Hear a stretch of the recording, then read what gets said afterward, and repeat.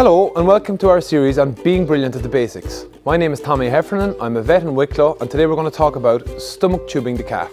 Stomach tube is a fantastic tool, but often what we find with stomach tubing is people are sort of afraid of using them. What we want to do in this video is create confidence around its use and how to use it. One thing we'll say is maybe have 2 stomach tubes in your farm, one for colostrum and one for treating the sick calf or rehydrating the calf. So one thing before we place the stomach tube is to know how far to put the stomach tube in. And a simple rule, I've marked it here in red, is actually from the tip of the nose to the elbow is about the length that the tube needs to go in. So some tubes are marked, but you can also mark it yourself. And you'll get to know yourself how far to go. But that's a general rule, from the tip of the nose to the elbow is the length the tube is inserted in the calf. But one thing I like to do before I ever put a tube in is I tell people to feel the calf's neck. And when you feel a calf's neck before you put the stomach tube down, you'll feel the windpipe. It's like our own windpipe, it's got the rings on it, and it's just a useful guide when the tube is there. When the stomach tube has been placed, you'll actually feel it lying to the left of the windpipe, and I use it as the 2-tube rule.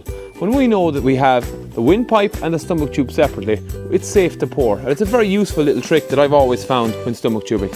So when we go stomach tubing, we restrain the calf. So I generally will back them into a corner. The more struggling you do with a calf, the more difficult they can often be. So if you're relaxed with a calf, it's better. And we gently pass the stomach tube over the tongue to a point where they swallow.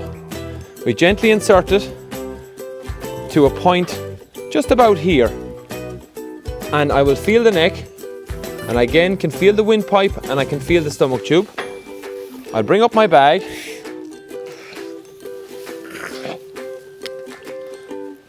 And I'll begin the process, holding the calf and the stomach tube. When we finish stomach tubing, we gently slide the stomach tube out and remove it. Just one important thing I'd like to emphasize is when you're using a stomach tube, and that's actually the maintenance of it. The bulb at the top of the stomach tube is rounded to make it easy and swallow, and it's also quite smooth. It's something you don't want to get damaged because it can damage the back of the calf's throat. Just check that your stomach tube, like any machine or implement on the farm, is clean and working well.